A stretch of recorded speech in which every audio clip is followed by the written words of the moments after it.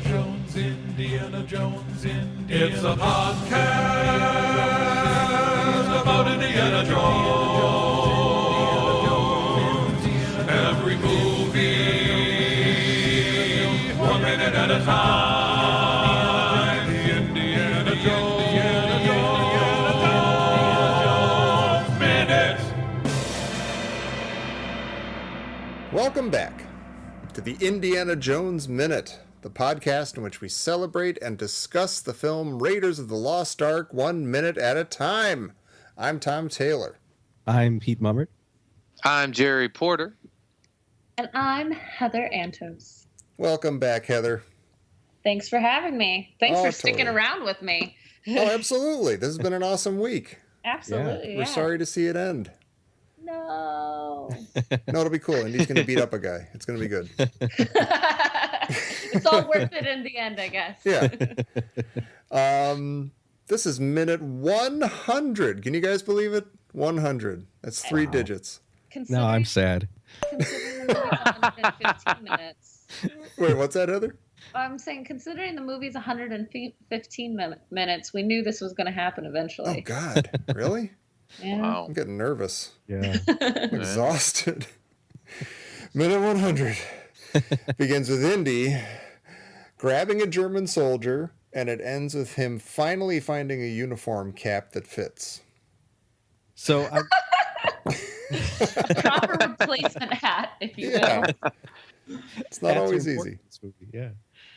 So I mentioned in a previous minute that I contacted Doris Weiss, a previous guest of the show, and a native German speaker, to ask her about what the PA guy is saying in the background, because there's something going around on Wikipedia and several places on the internet saying that the guy in the background is saying 1138 in German.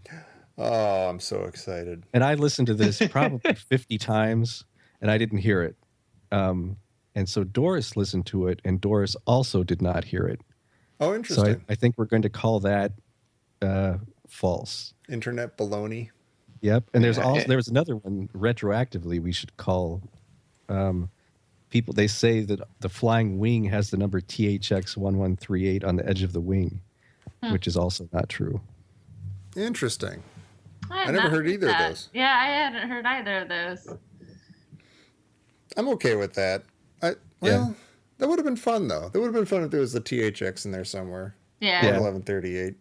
I mean, they have hieroglyph C-3POs.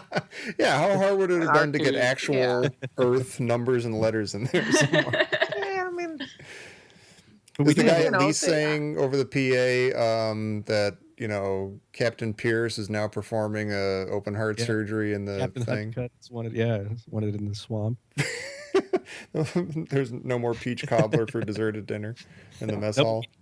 We do have another little alternate timeline. I've sort of been toying with the idea that this is an alternate timeline of our own, and things don't all quite fit. And Doris was saying that the loudspeaker guy, the PA guy, is saying that there will be a showing of Leni Riefenstahl's film Olympia, which didn't actually come out until 1938.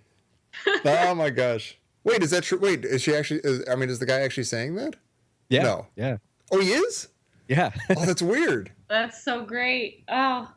Well, that's super weird. That's weird on a number of levels. Yeah. It's weird. I think the weirdest part about that is that they show movies on this island. There's like a whole place where you can see a movie. Mash. That's hysterical. Wow. Well done, Pete and Doris. yeah. Well done, Doris. Yeah. Yeah. Well, have you guys noticed Indy has this amazing superpower where he can snatch people? Yeah. Yeah, like he's a world-class snatch and grabber. Yeah. He's a tentacled monster. He snatches the guy from the passenger side of the truck and flings him out the window or out the door. Yeah, he's just like effortlessly. And he pretty much does the same with this guy at the beginning of this minute. Mm-hmm. Yeah, and the guy doesn't even react. He's just like, all right, this is happening. Yeah. When he punches him, it sounds like a nuclear tipped bullwhip or something. What they did, actually the sound of a lot of the punches and bams or whatever in this is they stacked leather jackets on top of each other and whacked them with a baseball bat. Yeah. That's crazy. And they had I love that 11 stuff. to 38 on them. Yeah. Oh, Yeah, see, obviously, Like, every single all one of of them. you can hear it if you listen really Yeah. carefully. You listen to it. What's up with the injured Nazi guard at second 25? I'll tell you what it is. Oh Yeah, yeah. he's wearing a George Washington wig. Isn't He's Dengar. Oh Jesus! That's awesome. It is Dengar. Is there a story about that guy though? Not Well, how is Dengar. that I mean, guy this still guy. in active service? Like, why is he wearing a hat over his bandage? The hat. Yeah, the well, hat's yeah, where they're like, cartoonish. they're like you in the infirmary. Go, Yeah, go you walk, with the sling. Yeah, we're one man go short. walk this prisoner out. That's just plain. That's got to be something that was cut out, and this is the tail end of that or something. But I have no idea what it is. Is the guy? I mean, he's got a bandage, right, on his head, and his arms in a sling. Yeah. Yeah. Gosh. You know what's funny about that? I was asking my son when you were going to be on the show, I was like, do you have any questions for Heather Antos about the Star Wars comic books? And he wasn't thinking of anything. Like, oh, we could ask her if Dengar is really dead at the end of... Oh, wait, no, of course he's not dead because he shows up in The Empire Strikes Yep, Back and it's yep. comes before. Okay, never mind.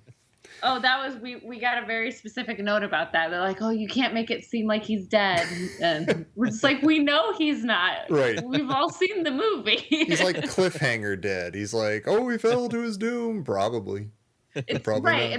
It's like one of those, if you're having your kid read everything in order in canon, Yeah. you know, they watch the first movie, then read the comics before Empire. Like, okay, fine, Right. but we know. Yeah, I don't know.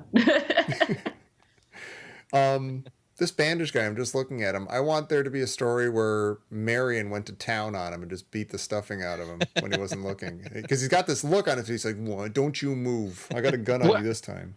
And Don't it would you work. touch me. Don't you? I told you not to touch me, you dummy. Look what Well, happened. Marion And there's no Katanga there to save him. Yeah. Yeah. She wailed on him. That's canon right there. I just decided.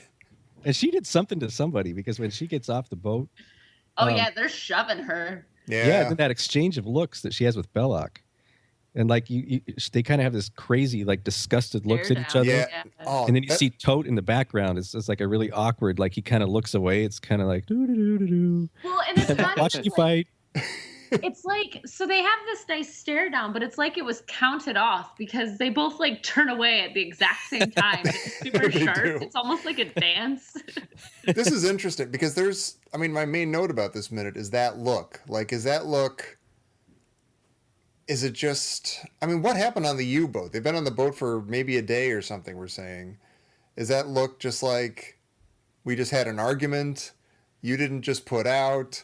Yeah, so I'm like, I don't know if she pleased him. I don't know. Yeah, I'm sure she didn't, and I'm sure, but that look is really significant, and the fact that Toad is in the background, and we were saying like back in the desert in Cairo, Jerry, you were saying that Toad is kind of like trying to, hey, bros before hoes, man, come on, you like that girl too much, don't put all your eggs in that basket, come on. And now he's kind of watching them with this stare down. He's like, I tried to warn him, I told him.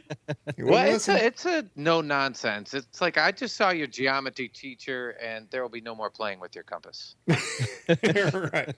It's in my drawer. If you want it Yeah. back, No, it's with the behave. guy down on the U-boat. Yeah.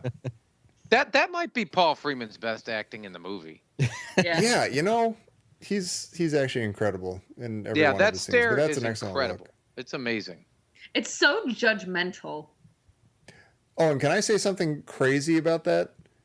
I have this note. What does that look say between Marion and Belloc?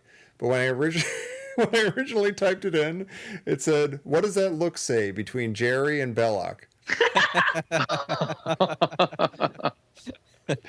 And I don't know how I typed that, but I know that I kept it so that I could mention it to everybody. Whatever that means. Oh. Jerry, what aren't you telling us? Yeah. Is everything all right? I'd probably put out. You probably would. Yeah, you're a sucker for the kind of the Ralph Lauren look. Oh, big time. You are. You're like, listen, this doesn't leave this U-boat, but I'm yours for the duration. But I like your hat. Well, I think Belloc's saying, I think what's there actually is he's like, look, I saved you. Okay? I saved you. Yeah, think about it. Think about your position right now. Where I smell awesome. I look good. you and could you do have a lot a worse. blanket. He has his jacket back, and she gets a blanket. Yeah. What does that mean? I want to look into that. I bet she did clobber that soldier, that guy with the bandage and everything, because he's looking pissed at her, and I wonder if that's part of the look that, like, look, I just tried to cuddle a little bit, and you beat up a guy, made me look bad. There's something going on there. Pete, I smell a deleted scene. Yeah. Yeah. Well, and then look at the glare she sends after Belloc as he walks away. Yeah. Yeah. And the whole time, Thoth's just back in the background, kind of trying not to make eye contact with any of them. This is awkward. I want to. If I can go back just a minute, Indy grabs the guy and he's pounding on him, and there's something very feral, sort of Jack the Ripper about Indy in this scene, because he's like pounding on this guy, beating on him, and then he's like looking through the thing and like spies Marion coming out of the U-boat, and it's like just on his eyes like that, like he's in the wild and he's feeding and he's been interrupted and he's coming out of being a werewolf. Something about that shot looked very Blade Runner to me. Oh, I could see that. Yeah, maybe you're right. Yeah. Yeah. Well, it's also very Raiders. This is like the third Indy's eyes in the light shot. We had it in Nepal through the door. We had it at the imam's house. And now we got this one. Yeah. I love when Indy tries to close his shirt and it's way too small. Right? Yeah. The fact that he's didn't even fathom finding a guy who fit him or something, it's like such a shock to him. Like, what do you mean this shirt doesn't fit? Well, he probably got this idea from the serials that this movie is based on. He's like, I'll knock out a guard and take his uniform. I worked in the movies. And even as a kid, when I saw this, I probably hadn't seen this kind of scene a bunch of times, like stealing the guard's uniform. But I thought that was brilliant. Oh my God, it easily might not fit. That must happen all the time to adventurers who are beating up guards. That's incredible. That jacket just kind of makes me sad though, because it reminds me of the monkey. Like he's got this little tiny jacket that doesn't close. I wonder if it makes him think of the monkey. Sad because I had Indian food. I'm going to do that tomorrow morning. You're going to beat up a slightly larger drummer and take his clothes. I'm gonna try and get dressed normally, like expecting everything to be okay. Nothing's gonna fit. Yeah. No, just attack another guard and steal his jacket. Yeah.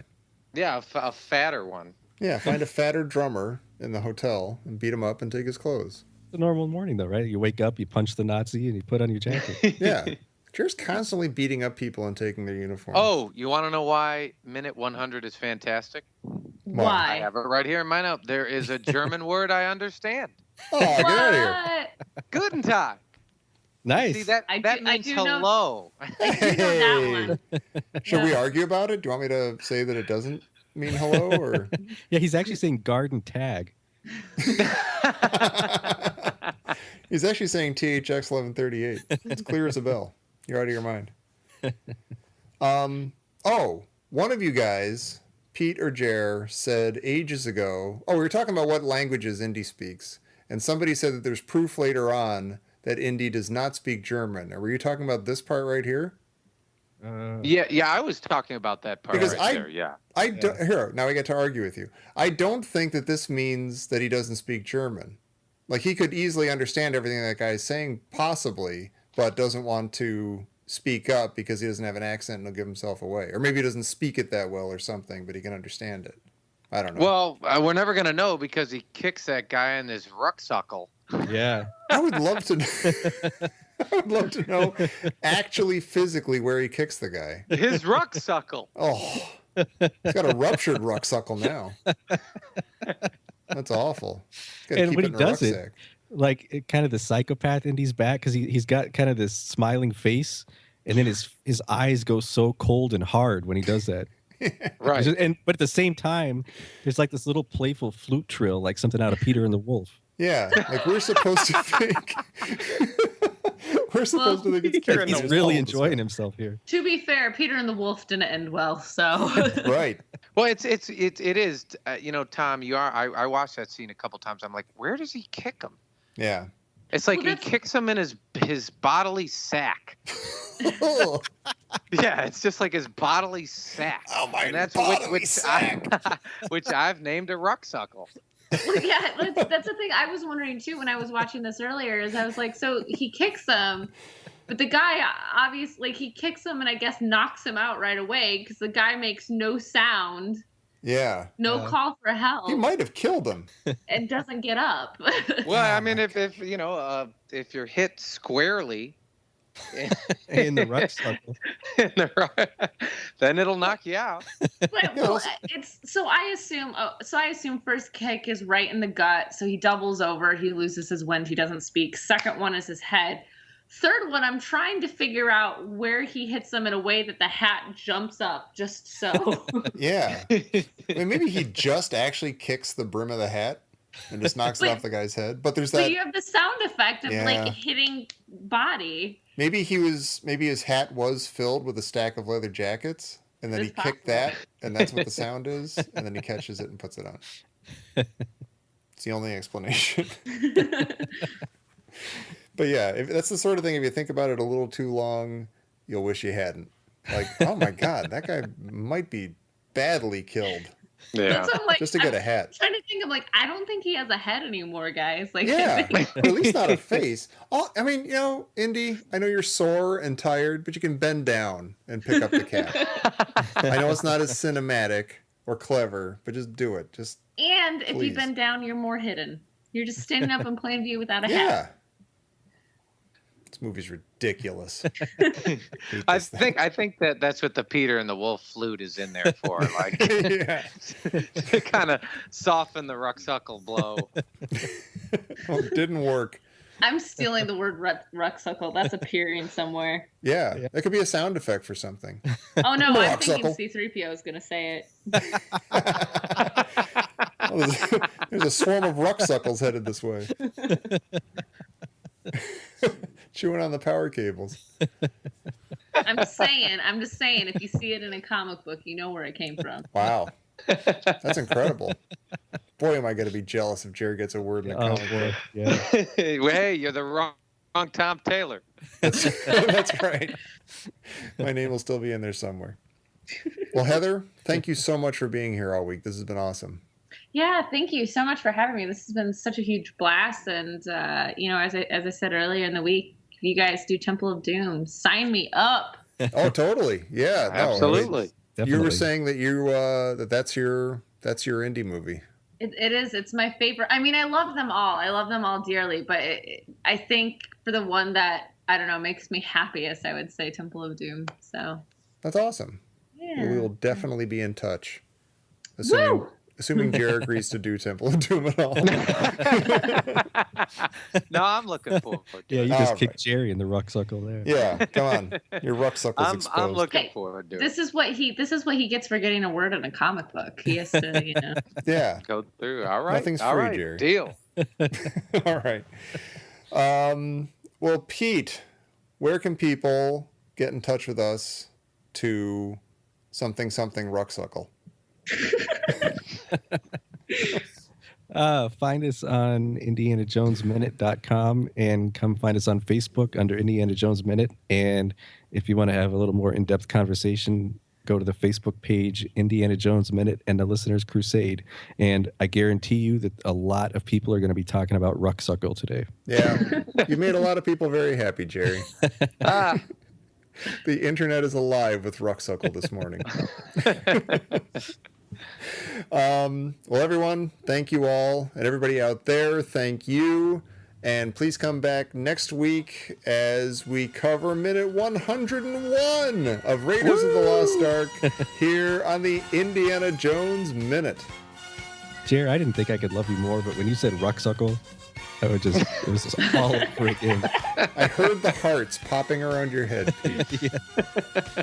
That was beautiful. it was inspired by the punch, kick, or disgusting whatever it was.